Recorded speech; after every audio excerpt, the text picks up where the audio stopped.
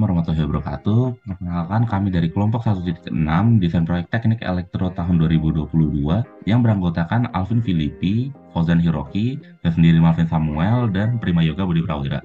Di sini kami akan mempresentasikan mengenai sistem yang telah kami bangun.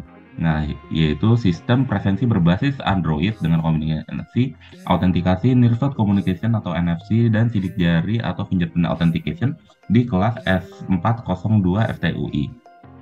Nah, apa sih yang mendasari kami untuk tergugah mengerjakan proyek yang sudah kami jalani beberapa bulan ini? Nah, jadi praktik titip absen itu masih lazim dilakukan di kalangan mahasiswa FTUI, di mana titip absen itu dapat terjadi ketika seseorang atau beberapa mahasiswa yang tidak dapat menghadiri suatu kelas di mata kuliah tertentu dan meminta bantuan terhadap rekannya yang menghadiri mata kuliah tersebut untuk menandatangani atau memverifikasi daftar hadir atas nama dirinya.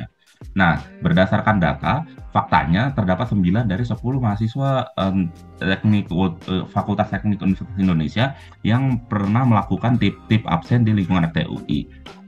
Nah, untuk kondisi yang terjadi di lapangan ini, jadi proses autentikasi di FTUI itu masih konvensional dan rawan kecurangan, di mana salah satunya adalah penggunaan verifikasi melalui kartu tanda mahasiswa atau Nearshot Communication NFC, dan juga yang paling konvensional adalah menggunakan tanda tangan.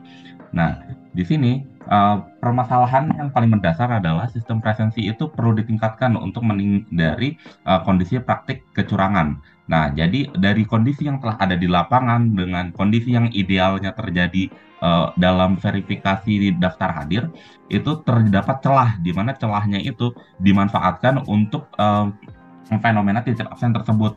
Nah, sehingga belum adanya sistem absensi yang dapat mencegah terjadinya fenomena titip absen di kalangan mahasiswa Fakultas Teknik Universitas Indonesia. Nah, selanjutnya di sini kami memiliki batasan permasalahan secara engineering. Nah, yang pertama itu adalah ekonomik, di mana pada aspek ini budget yang diberikan sebesar 2 juta rupiah, dan untuk komponen tunggal tidak boleh ada yang bernilai lebih dari 1 juta rupiah, lalu kelebihan budget akan ditanggung bersama seluruh anggota.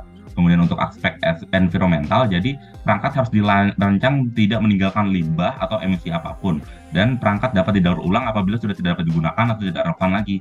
Kemudian untuk aspek sustainability, bahan harus punya masa pakai yang panjang, lalu prototipe yang dibuat mudah untuk dilakukan pemeliharaan dalam kondisi kerja, lalu alat memiliki degradasi performa yang tidak signifikan ketika setiap kali dilakukan pemeliharaan rutin. Lalu untuk aspek manufacturability, komponen penyusun alat yang mudah ditemukan dan mudah digunakan, dan penggantian komponen yang sudah menurun performanya atau rusak dapat mudah dilakukan. Kemudian perangkat kompatibel dalam penggunaan suplai daya. Lalu perangkat juga harus memiliki volume yang efisien dan penggunaan komponen dan manajemen komponen seperti kabel yang baik dan rapi. Selain itu, terdapat pula beberapa constraint lain yang meliputi ethicality, health and safety, social, lalu juga political. Di mana dari segi etika, pembuatan alat ini perlu memperhatikan kode etik, keteknikan atau engineering, dan tidak melakukan pelanggaran baik secara formal maupun moral. Selanjutnya, dari segi health and safety, alat ini tidak menimbulkan risiko saat penggunaan, misalnya saja tersetrum, sehingga tidak mengancam jiwa manusia. Lalu untuk dari segi sosial, penggunaan alat ini perlu dilakukan prosedur atau pengenalan prosedur pemakaian kepada user sehingga user dapat memakai alat ini dengan baik. Lalu dari segi political, alat ini perlu mendapat persetujuan dari otoritas Fakultas Teknik Universitas Indonesia sehingga dapat dikomersialkan ke seluruh gedung di Fakultas Teknik Universitas Indonesia. Lalu terdapat 2 potensi implementasi autentikasi biometrik sebagai tambahan untuk sistem existing sekarang, di mana terdapat face authentication dan juga fingerprint authentication. Adapun kami di sini memilih fingerprint authentication mengingat implementasinya mudah, perawatannya mudah, dan juga murah dan sesuai terhadap budget project yang diberikan. Berikut merupakan sistem yang kami usulkan di mana nantinya akan ada penambahan sistem biometrik berbasis fingerprint authentication pada mesin existing presensi di FTUI yang akan diinterkoneksikan secara real time dengan database yang akan memuat UID KTM dan juga data hex dari fingerprint atau sidik jari mahasiswa. Secara real time nantinya akan diinterkoneksikan ke Firebase. Kami juga berkomitmen untuk memberikan langkah aktivasi user yang mudah, di mana nantinya mahasiswa tinggal memindai KTM sebagai langkah pertama. Setelah berhasil dipindai, nantinya mahasiswa perlu melakukan pindaian terhadap sidik jari, dan juga mahasiswa nantinya bisa mengecek status kehadiran melalui QR Code. Dan berikut merupakan beberapa standar keteknikan yang kami implementasikan dalam perancangan dan pembuatan alat ini, di mana pada perangkat keras atau hardware kami menggunakan beberapa standar seperti IEC 14443A tentang kartu RFID yang beroperasi pada frekuensi tertentu, lalu ada juga IEC 19794 tahun 2006 tentang format data biometrik untuk pola sidik jari, lalu juga ada IEEE 802 dan juga IEC 18004 tahun 2015. Lalu untuk perangkat lunaknya sendiri, kami menggunakan beberapa software yang sering digunakan dalam implementasi proyek keteknikan, misalnya saja Firebase sebagai real-time database, dan kami menggunakan protokol HTTPS untuk berkoneksi dengan server. Lalu nantinya format datanya adalah JSON, dan juga untuk software terakhir yang kami gunakan adalah Flutter yang digunakan sebagai acuan dalam pembuatan program Android untuk pengecekan presensi. Baik, selanjutnya saya akan menjelaskan mengenai beberapa komponen hardware dan software yang digunakan untuk mendesain sistem ini. Yang pertama, perangkat keras. Kami membutuhkan 2 buah ESP32 atau microcontroller. Kemudian yang kedua yaitu fingerprint sensor AS608. Ini digunakan untuk mengambil fingerprint dan juga melakukan pencocokan fingerprint yang ada. Kemudian NFC RC522 kita gunakan untuk membaca kartu NFC-nya sendiri. Yang keempat ada active buzzer piezoelectric 3,3 digunakan untuk indikator suara. Kemudian yang kelima ada LED 5 mm digunakan untuk indikator warna. Kemudian LCD 20x4 itu digunakan untuk menampilkan data. Kemudian untuk perangkat lunak yang pertama kita gunakan adalah Firebase Server atau layanan server dari Google yang digunakan untuk menyimpan data. Kemudian untuk melakukan pemrograman microcontroller digunakan Arduino IDE. Kemudian yang ketiga ada Flutter. Flutter adalah bahasa pemrograman yang digunakan untuk mendesain aplikasi Android. Berikut merupakan rancangan desain prototipe dari alatnya. Untuk casingnya sendiri, itu ukuran atau dimensinya adalah 4x13x16. Dan berikut kira-kira tatanannya. Kemudian ini adalah rangkaian elektronika yang didesain. Yang pertama adalah, saya jelaskan adalah fingerprint module AS608. Jadi modul ini akan berkomunikasi secara UART dengan microcontroller satu ini. Jadi fingerprint module ini digunakan untuk selain membaca fingerprint, digunakan untuk pencocokkan juga. Jadi untuk masuk ke fingerprintnya ini adalah data dari server, kemudian data keluarnya ini adalah flagnya. Ini fingerprintnya sama atau berbeda. Kemudian untuk LCD ini untuk menampilkan data, itu kita gunakan LCD 20x4 dengan tambahan modul I2C. Jadi ini berkomunikasi I2C. Nah, kenapa kami gunakan pencatunya dari microcontroller 1? Karena microcontroller 2 sudah terlalu ramai. Nanti takutnya ada overcurrent. Nah, kemudian berlanjut ke NFC reader RC522. Ini kita gunakan komunikasinya adalah SPI, jadi pinnya cukup banyak.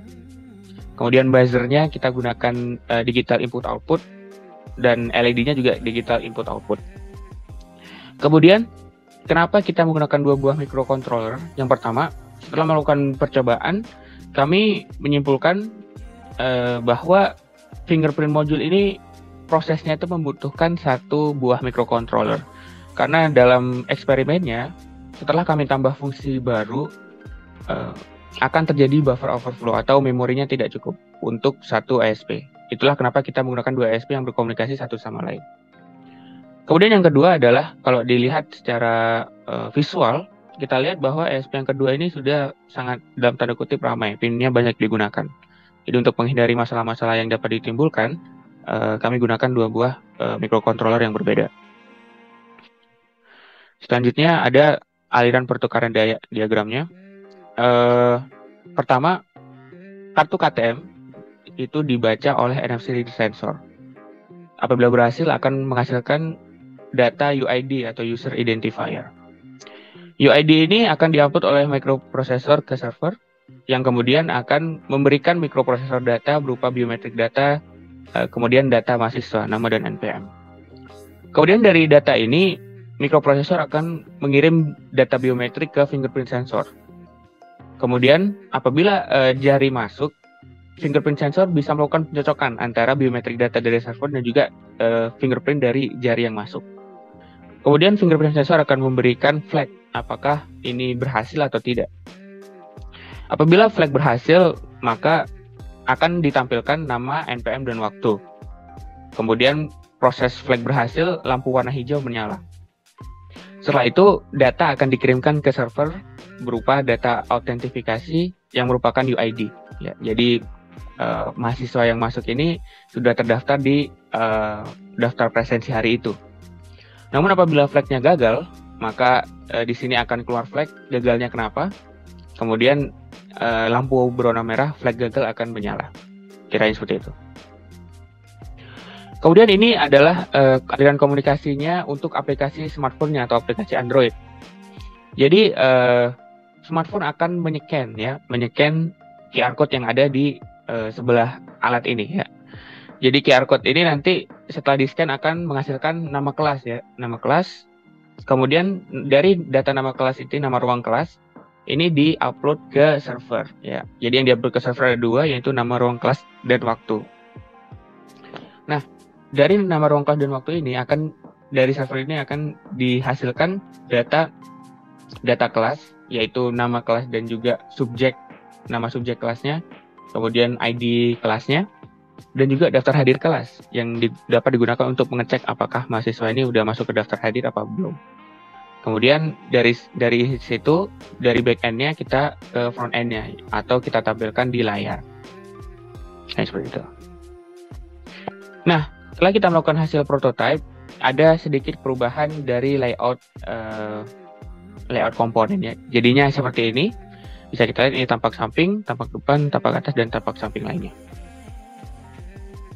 Ini untuk user interface dari sistem Android yang telah dibuat. Jadi ini yang nomor 3 ini adalah welcome page-nya. Kemudian yang nomor 2 ini adalah untuk pembacaan QR code-nya. Dan yang pertama ini adalah penampilan datanya, penampilan data kelas dan juga data presensi mahasiswa. Sekian, terima kasih. Perkenalkan, nama saya Fauzan Hiroki Imam. Sekarang saya akan melanjutkan presentasi tentang proyek Despro kami. Jadi, total pengeluaran yang kami keluarkan selama melakukan proyek ini dari awal sampai akhir adalah sebesar Rp374.860, di mana total budget yang dianggarkan untuk proyek ini totalnya adalah 2 juta.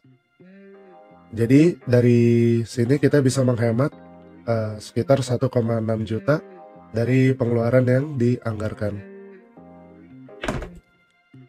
Selanjutnya kami melakukan pengujian sistem dengan melakukan proses dari absensi itu secara lengkap secara 100 kali.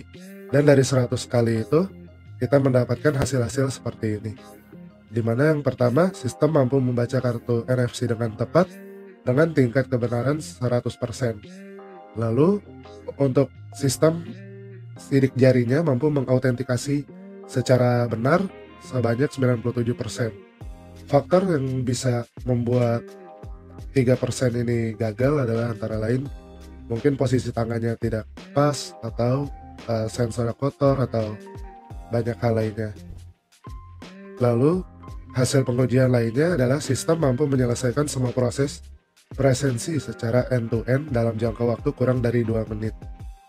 Kenapa kita ambil di sini 2 menit? Karena proses end to end ini merupakan proses dari pertama kita mengambil data NFC, lalu melakukan scan sidik jari, data dikirim ke server, diverifikasi, dikembalikan lagi ke device, baru dilakukan dinyatakan berhasil atau tidak di situ. Jadi karena banyak faktor di situ, di mana termasuk koneksi, jadi kami pakai 2 menit. Lalu sistem mampu mengirimkan data ke server dengan keandalan 97%. Ini juga karena 3% mungkin karena tadi mungkin ada salah satu kegagalan di sensornya yang tidak berhasil, jadi pengiriman data ke server salah, atau kita karena juga hanya menggunakan hotspot dari handphone, mungkin koneksinya kurang stabil atau ada masalah lain, sehingga jadi ada 3 percobaan yang gagal.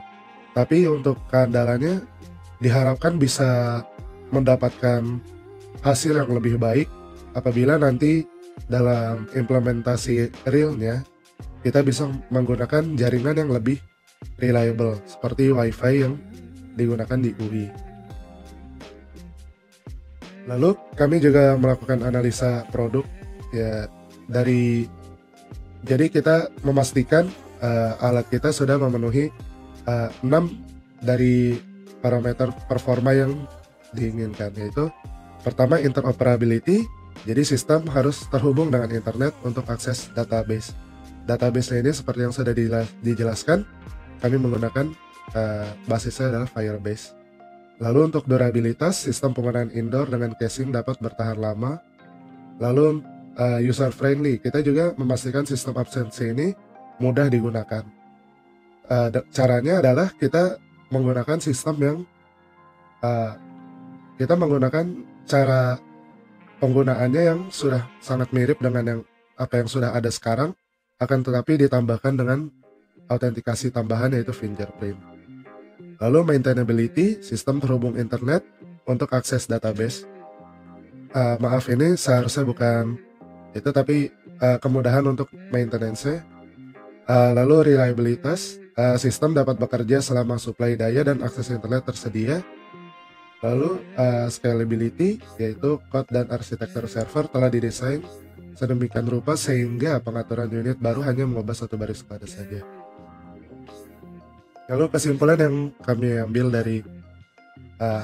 dari hasil kita proyek Despro ini adalah, pertama, sistem absensi dengan menggunakan NFC dan fingerprint merupakan solusi paling visible untuk memperbaiki sistem absensi luring yang ada saat ini.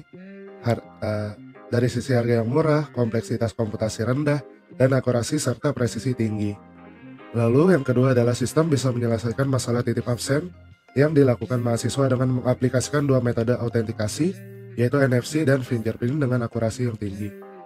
Aplikasi Android bisa menyelesaikan masalah pengecekan data absensi dengan menampilkan daftar hadir mahasiswa pada kelas dan waktu tertentu. Lalu berikutnya ada lampiran. Pertama adalah total biaya yang dikeluarkan selama proyek ini, dan terakhir ada data hasil percobaan yang kami simpan di Google Spreadsheet. Baik, sekian presentasi dari kami. Sekiranya ada kekurangan mohon dimaafkan. Sebelum video ini berakhir, akan kita tampilkan video demonstrasi dari alat kami di akhir, jadi mohon perhatiannya sampai akhir. Terima kasih.